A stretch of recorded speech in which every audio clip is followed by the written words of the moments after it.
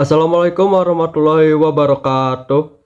Perkenalkan, saya Dava Noval Yunidar dengan NIM 1402230026 di jurusan Sistem Informasi, ingin mempresentasikan pemanfaatan digital reading pada perpustakaan Universitas Bina Bangsa. Bahan dan metode pemanfaatan basis data pada perpustakaan. Yang pertama, teknik pengumpulan data. Teknik pengumpulan data untuk menyusun dan memperoleh data informasi yang telah dikumpulkan dengan cara melalui studi pustaka, observasi, dan wawancara dengan pihak yang bersangkutan.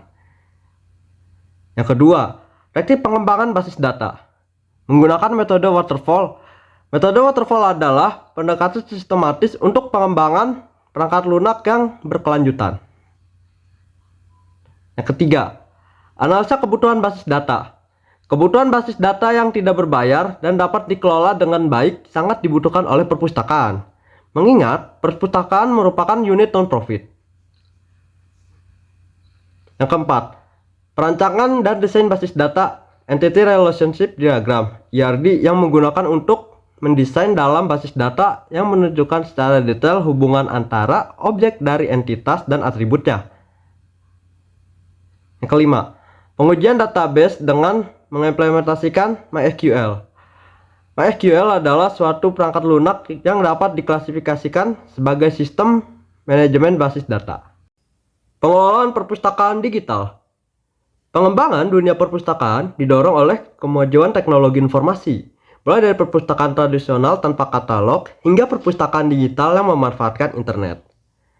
Katalog berkembang menjadi katalog elektronik. Sementara, koleksi dialih mediakan ke format elektronik untuk kemudahan akses.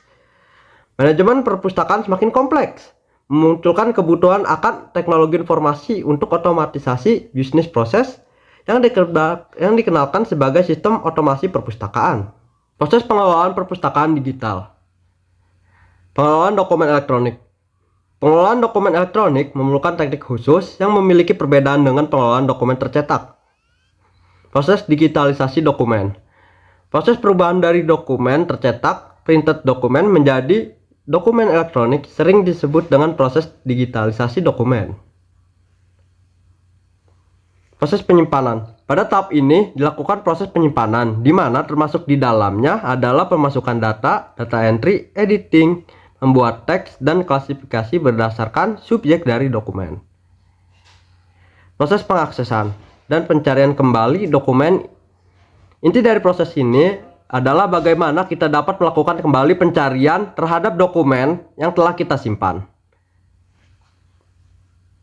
Pengembangan sistem otomasi perpustakaan. Sistem otomasi perpustakaan yang baik adalah yang terintegrasi, mulai dari sistem pengadaan bahan pustaka, pengolahan bahan pustaka, sistem pencarian kembali bahan pustaka, sistem sirkulasi, membership, pengaturan denda keterlambatan, pengembalian, dan sistem reporting aktivitas perpustakaan dengan berbagai parameter pilihan.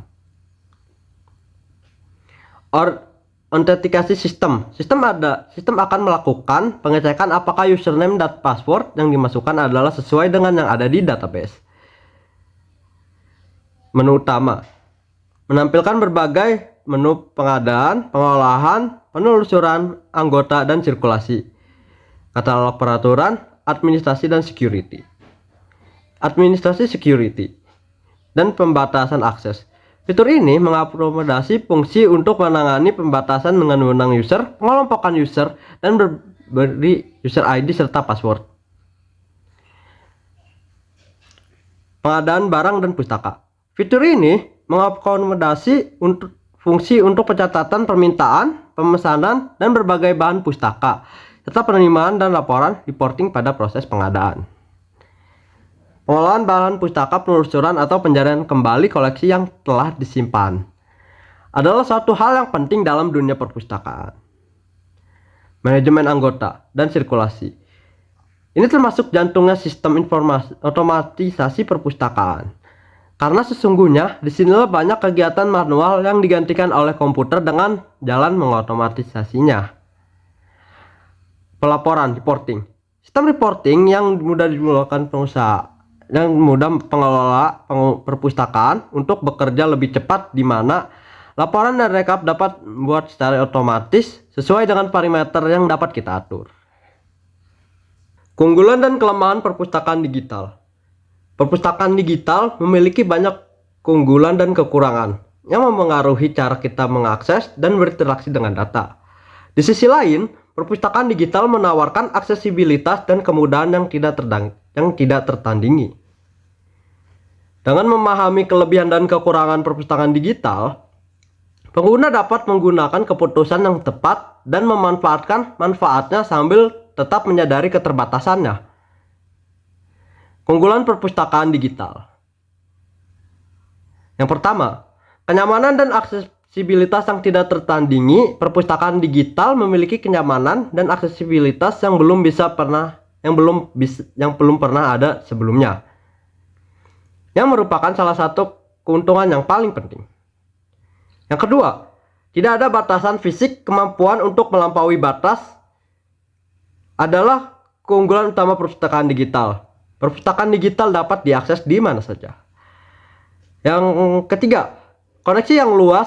Pencarian kuat. Perpustakaan digital memiliki banyak koleksi sumber daya yang melampaui kapasitas perpustakaan fisik. Yang keempat, akses beranda perpustakaan digital juga memiliki kemampuan untuk memberikan banyak akses sekaligus, yang merupakan keuntungan lain. Yang kelima, hemat biaya berkelanjutan.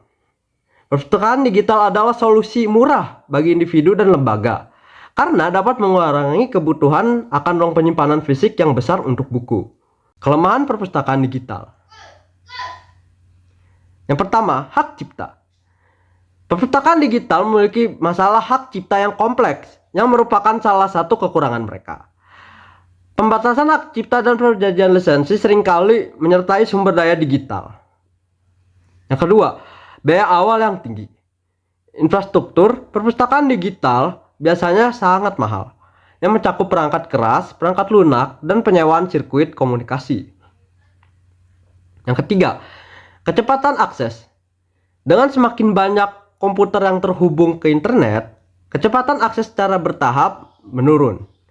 Dalam waktu dekat, internet akan penuh dengan pesat kesalahan jika teknologi baru tidak diselesaikan dengan masalah ini. Yang keempat, bandwidth. Bagi pengguna yang tinggal di daerah dengan konektivitas internet terbatas atau wilayah dengan bandwidth terbatas, keterbatasan bandwidth dapat menjadi masalah besar untuk mengakses sumber daya perpustakaan digital. Yang kelima, keamanan. Perpustakaan digital menghadapi masalah keamanan yang harus diatasi dengan data sensitif dapat dilindungi dan kepercayaan pengguna dapat dipertahankan. Yang keenam, efisiensi. Meskipun perpustakaan digital memiliki banyak kekurangan dalam hal pencarian informasi, banyaknya sumber daya yang tersedia juga dapat menjadi sangat terbebani. Yang ketujuh, lingkungan. Lingkungan perpustakaan tradisional tidak dapat ditiru oleh perpustakaan digital. Membaca materi cetak juga lebih mudah bagi banyak orang dibandingkan membaca materi di layar.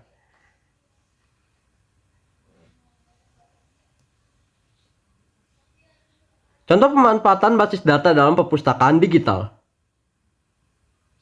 Layanan ini merupakan suatu layanan administrasi yang dikhususkan untuk mahasiswa yang membutuhkan surat bebas pustaka.